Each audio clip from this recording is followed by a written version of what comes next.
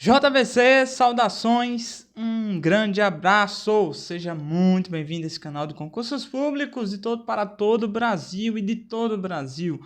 Não deixe de se inscrever nesse canal, ajudar a tracionar as informações, compartilhando o vídeo e comentando aqui no YouTube. Vejam, eu quero comentar neste vídeo os conteúdos de geografia, já fiz um vídeo anterior falando sobre isso, mas eu quero ampliar.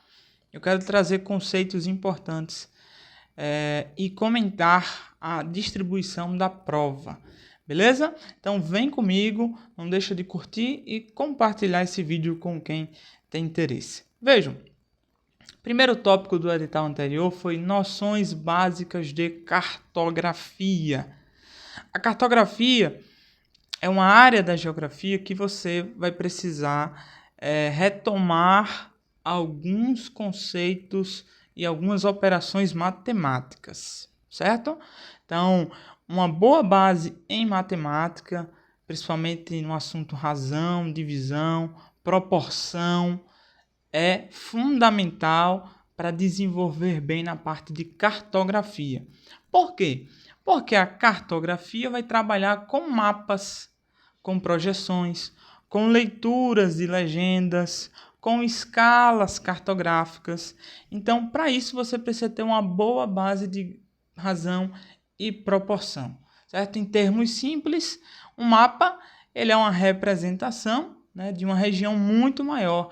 Então, ele obedece ali uma escala de representação, que guarda uma proporção entre o mapa, que é uma representação, e o real, o mundo real, a coisa que existe realmente. Então, guarda uma proporção. Então, você precisa entender essas relações de proporção.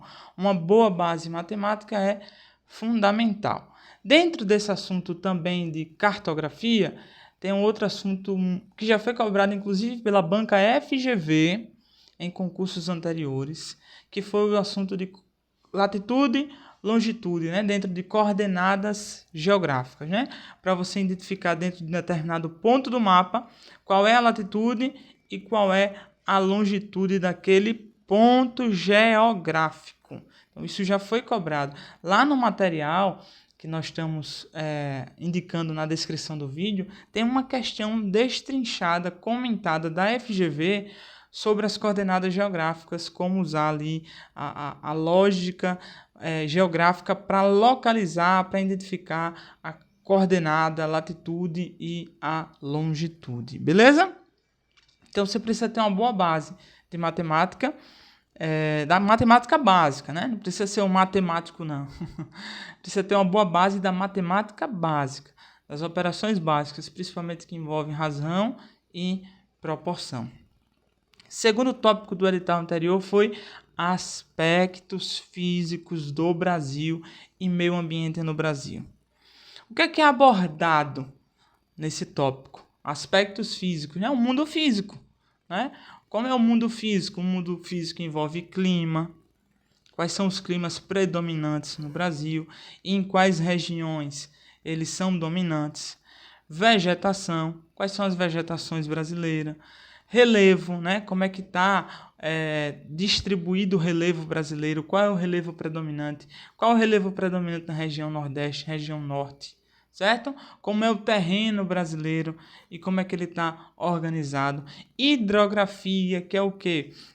As bacias hidrográficas, né? Como é a formação hidrográfica brasileira, quais são os rios mais importantes que formam bacias hidrográficas.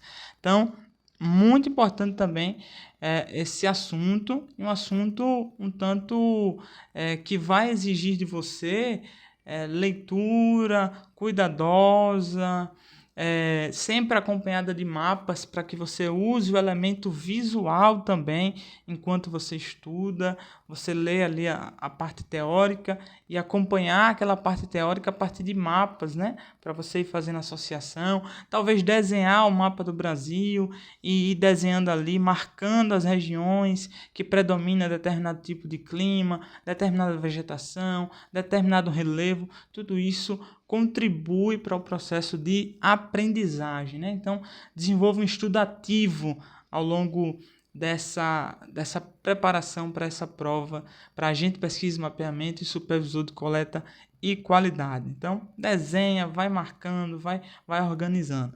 E resolvendo questões que é muito importante para a gente ficar familiarizado com as formas de cobrança da banca do concurso. Terceiro tópico, organização do espaço agrário.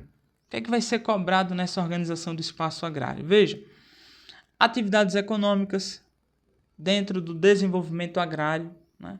Quais são as atividades agrícolas mais importantes na produção brasileira, certo?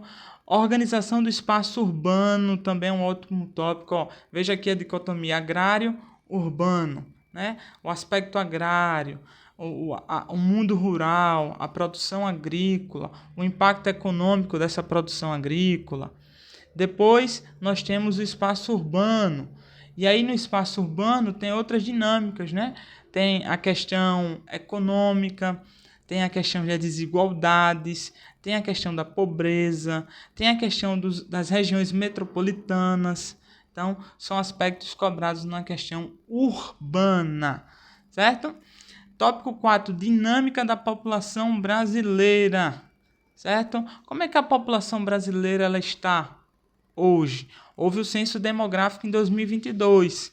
Então, uma boa fonte de informação são as próprias informações do censo demográfico de 2022. Né? Como é que está configurada a população brasileira? Quais regiões do país teve o maior crescimento populacional?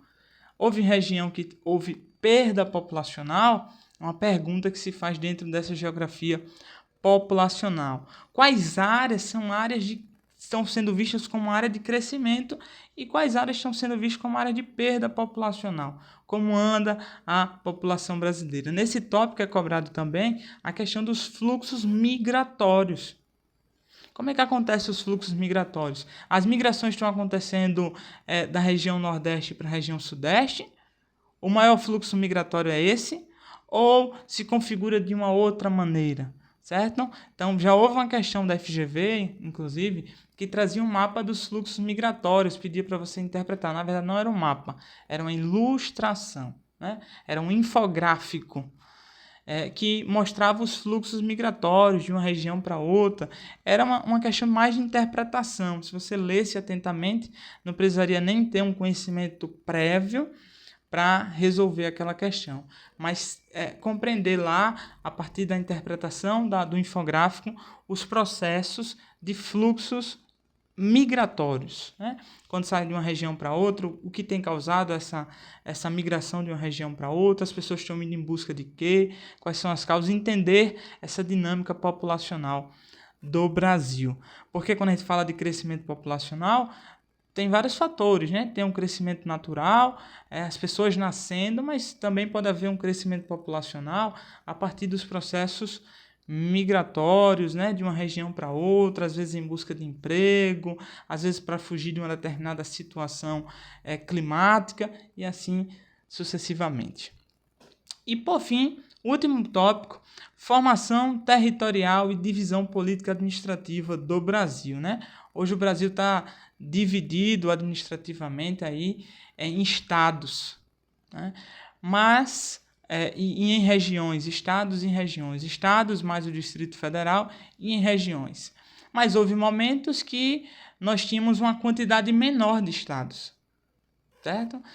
Alguns estados foram sendo criados ao longo do século XX, né, com a passagem do tempo. Então, como foi havendo essa formação territorial?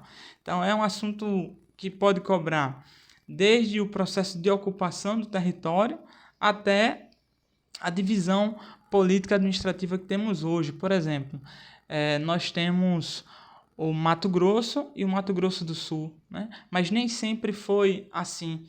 Nós tínhamos um único estado. Então, a partir de qual momento houve esses dois estados? Geralmente é um dos tópicos que podem ser cobrados nessa questão da formação territorial e divisão político-administrativa do Brasil. Então aqui está, em 9 minutos, um breve resumo de geografia para o cargo de APM.